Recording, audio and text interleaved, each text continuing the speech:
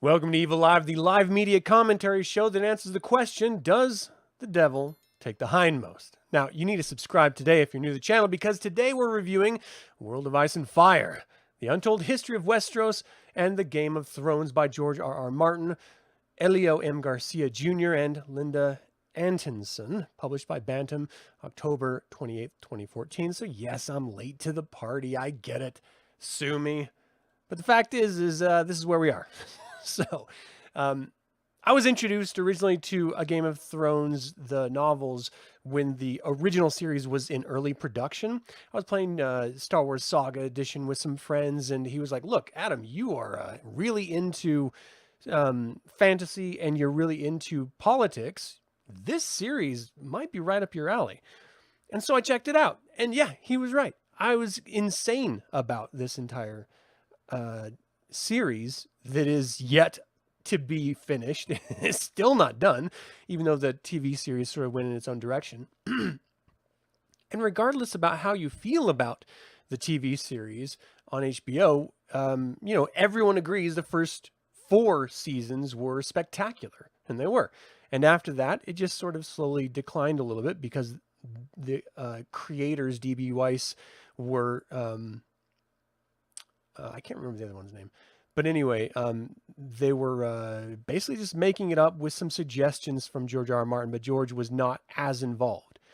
And so as the series was going on, more and more fans who had read the novels and or watched the TV series wanted to know more about Westeros, and they were really insistent in pestering.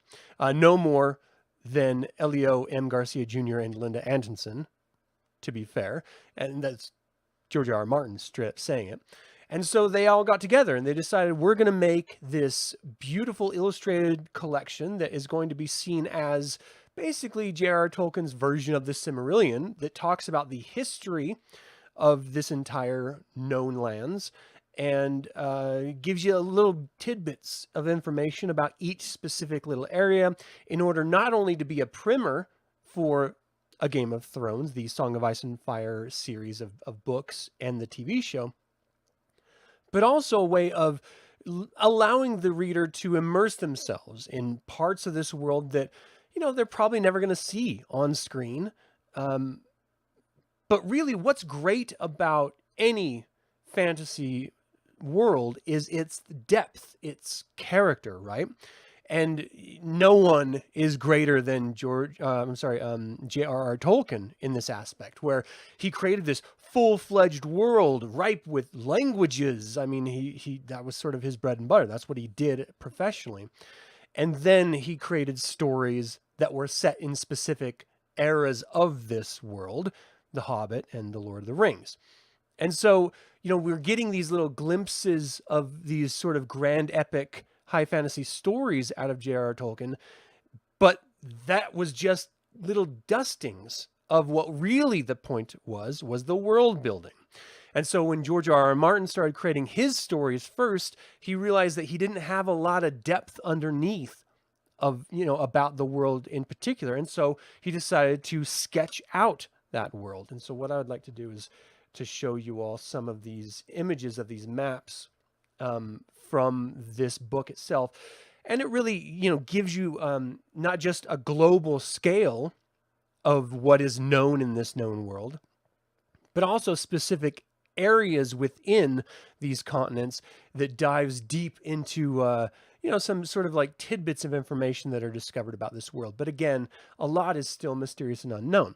And all of this, even the stuff in Essos and Westeros, which are the areas that are featured in a Game of Thrones series and House of the Dragon so far,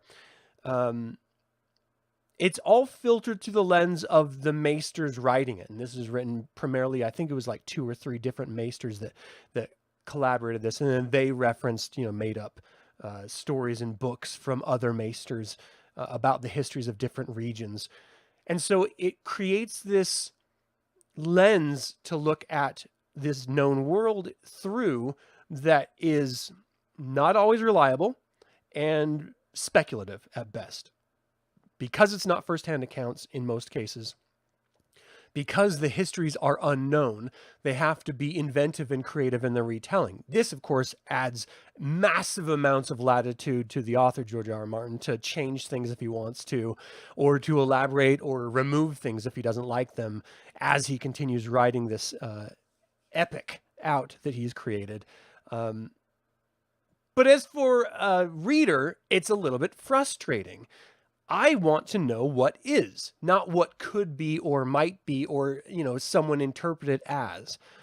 It's very, very frustrating. And I understand that he's referencing his world through the lens of our own world. And history is never cut and dry, 100% factual. I mean, just the word, his story is about a particular individual's version of the past.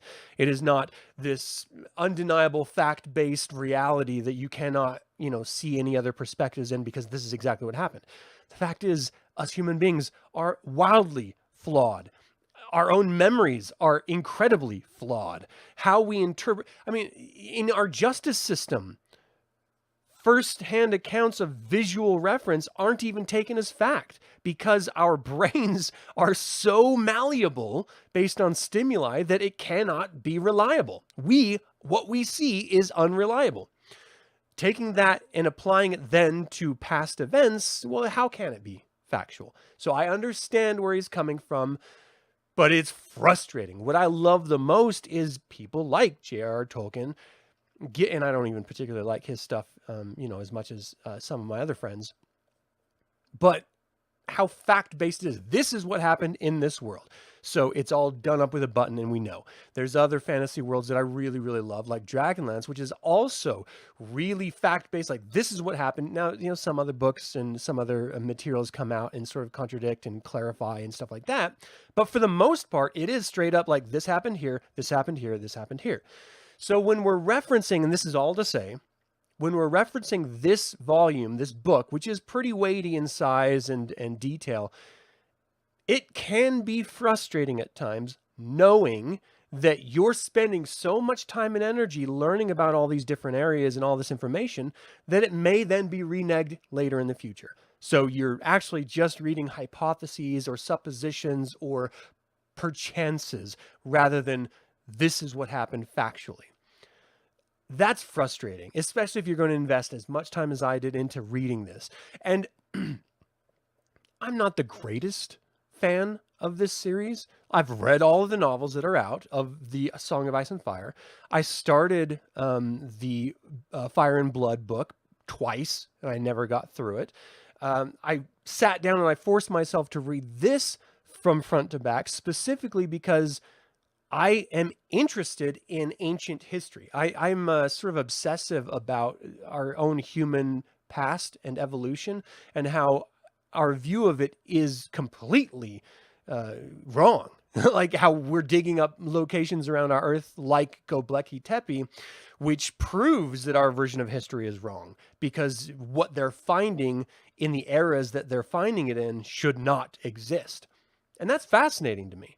So our own human history has been wiped over through natural disasters, ice ages, meteors, etc.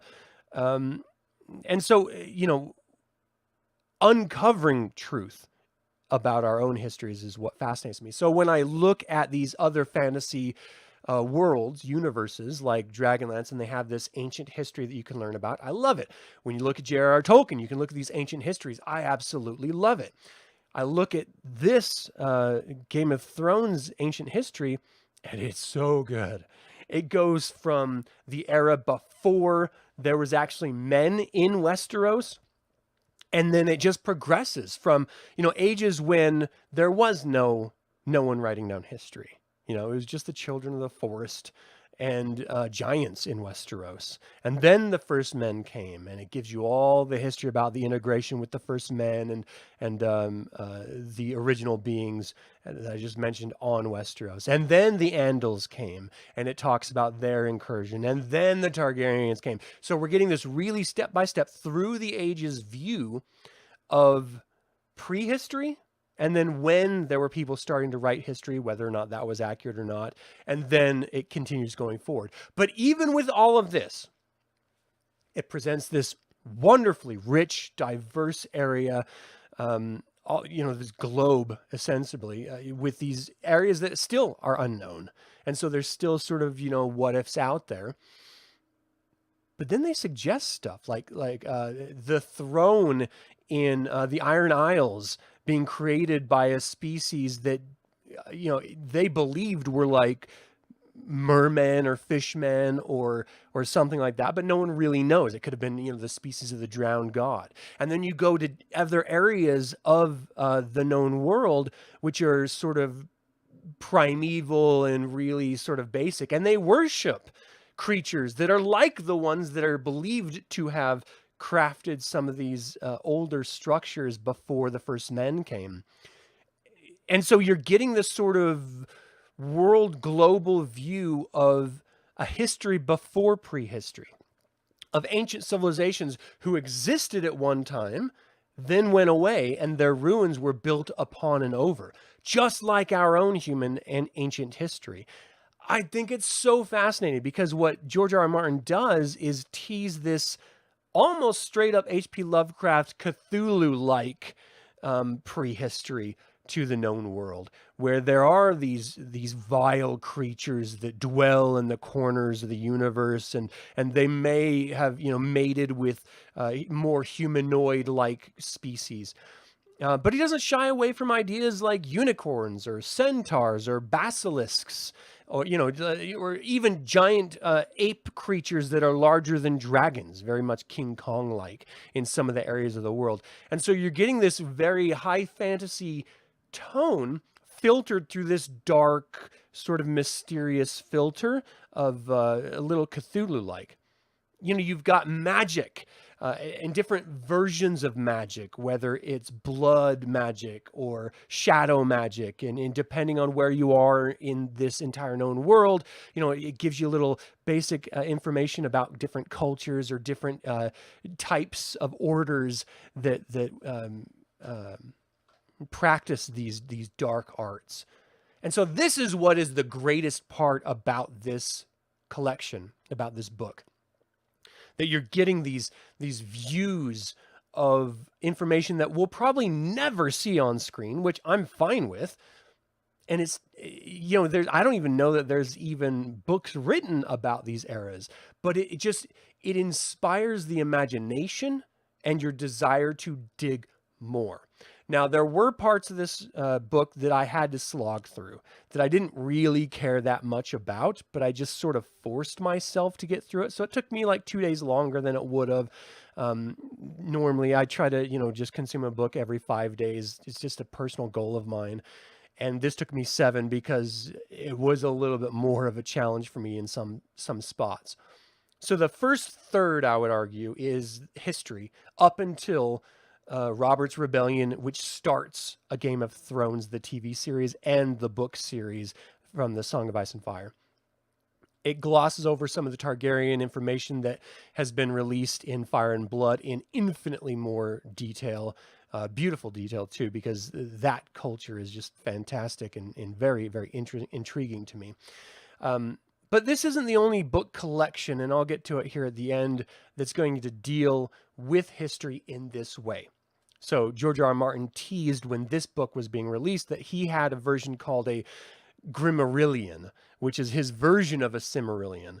So this isn't really the ancient prehistory of fact. It is, of course, Maester's versions of history pieced together as best they could with their own flaws intact. The Grimmarillion that he's speaking of is going to be much more detailed. But then we learn that there's other books that are coming out similar to this one that are going to go into more detail, not in a narrative sense like Fire and Blood did for the Targaryens, but more of a illustrated historical sense like this collection. So I'll get to that here in just a second. So George R. R. Martin is seen as, or he's been dubbed the American Tolkien by Time Magazine. And again, I think there's other authors who have done just as good of a job and delved more, but they haven't been exposed in popular culture as well as George R. R. Martin has, simply because of, let's be honest, the TV series. If other fantasy writings got the attention that George R. R. Martin's works did, then I think they would be just as influential and impactful, but quite frankly, they haven't. So what are you going to do? And this book is really just, this is sort of the nitty gritty of it. So it's collected here as an accumulated knowledge, scholarly speculation, and inherited folk tales of maesters and septons, magi, and singers, including full color artwork and maps with more than 170 original pieces. And that is, aside from the lore, the strength of this collection. You get artists giving you beautifully rendered images of historical events or characters or locations. And you just can't argue with the amount of immersion that provides for you as a reader. You know, we always look at children's book as infantile because they have pictures. Well, some fantasy worlds actually benefit more when you give pictures in a non-children's book format. And this is certainly one of those, I think. It was just stunning. Full family trees of House Stark, Lannister, and Targaryen. You know, those are the three primary houses that are being dealt with in the Song of Ice and Fire. Of course, you know, you can argue whether some of the other houses are more or less important in any given time. That's really the triad of focus in all of Westeros' specifically history. And then you get in-depth explorations of the history and cultures of Westeros and beyond, which is, again, the true strength of this. This is 100% all new material, more than half of which Martin wrote specifically for this book. So he just came up with new ideas to present in this volume. So whether those will ever be explored in any other format, who knows? Now, there is supposed to be a companion app for your digital devices of this book, but when I looked into it, you have to actually buy individual collections of information that are in each different book that have been released, and so it can get a little bit pricey. The fact is, I already bought this book. Why do I want to pay more to get the same thing on my phone when I already have the book? You know, it wasn't something for me. And again, this is based on the Song of Ice and Fire series. So I really enjoyed this. Again, there was only a few parts that I had to slog through, and that usually dealt with some of the Free Cities information. It just didn't really go into any real detail, and it wasn't interesting enough to keep me paying attention. I did like the idea that the majority of the Free Cities were actually transplants of Valyria, old Valyria, and that Braavos is the only one of those Free Cities that was, again, transplanted from Valyria, but from slaves rather than individual Valyrian houses or people. And then you get really get a deep look at each region of Westeros. And so you sort of fall in love. I'm a big Stark fan. It's just, we were introduced to them first in the books. The Starks are amazing. And I've always just been tied to them a little bit more than the other houses. And so that region was really fascinating to me.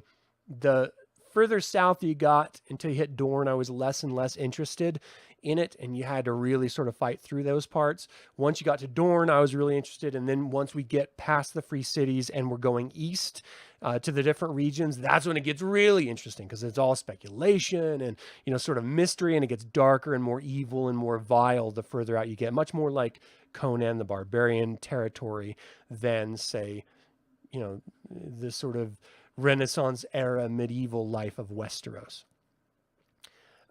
What else have we got here? So, like I was saying earlier, there's new collections like this to be released. The first of which is called The Rise of the Dragon, an illustrated history of the Targaryen dynasty, Volume 1. Now, that is based on the Fire and Blood book that came out, but it's not an illustrated version of the Fire and Blood. It's much more in line like this book is, where it's giving you illustrated, detailed facts of historical events. So I'm hoping it really digs in to Old Valyria, because I really love that era. Again, in Fire and Blood, when I was reading it, if memory serves me right, because it hasn't been since it was originally released that I was paying attention to it, it really sort of gloss over Old Valyria, and it forces us to pay attention to when Aegon the Conqueror came over to Dragonstone and then started conquering Westeros. So I want to know life in Old Valyria. I want to know the history of Old Valyria. You know, they had these pillars that were the volcanoes that were supposed to have given them their power and allowed them to tame dragons. And I want to know more about that. I want to know about their culture. You know, I mean, we reflect on Game of Thrones with modern sensibilities, which causes people to sort of clutch their pearls and, you know, faint on the floor because there's, you know, rough visions that come out in the series, or there's rough depictions in the books that, again, are just not common in our current society. I don't see it like that. I don't see it through our modern lens. I see it through the lens that's presented. And so, yes, Old Valyria was evil and wicked and vile, but I like that. I like that a lot. You could probably tell just from my intro every one of these episodes that I'm into the devil. I'm into, you know, sort of the occult and ancient cultures that are less than good guy badgy. You know what I mean? So I just sort of like that. I like the opposer in life. And this really presents a wonderful version of that. Sorry, part of the problem with having facial hair is sometimes gets in your mouth. Gross. So anyway, would I recommend this book to anyone? Absolutely. This is a great book. If you're just into alternate histories or fantasy, you're going to love this book. If you're just into artwork, like fantasy artwork, which I love, you're going to love this book because it's beautiful. If you're into George R. R. Martin's works, you're going to love this book because it gives you information that you're not going to find anywhere else about the known world. So definitely pick it up for that. You may not enjoy every aspect of the book like I didn't, but if you just stick with it, you're going to feel better on the other side of it because it is genuinely a wonderful collection. My favorite parts of it are the very earlier pages and the very later pages, which deals with the prehistory of the known world. And then the later pages go really into depth about the unknown lands and their cultures a little bit, and sort of the deeper, darker recesses of the known world that are sort of vile and unexplored. I love that stuff because it's, again, very Cthulhu and sort of Conan the Barbarian primeval type stuff. Love it. My least favorite, again, of this book was delving into sort of the Riverlands and Old Town areas, and I don't care. Like, I'm just not interested in those characters as much, and so, you know.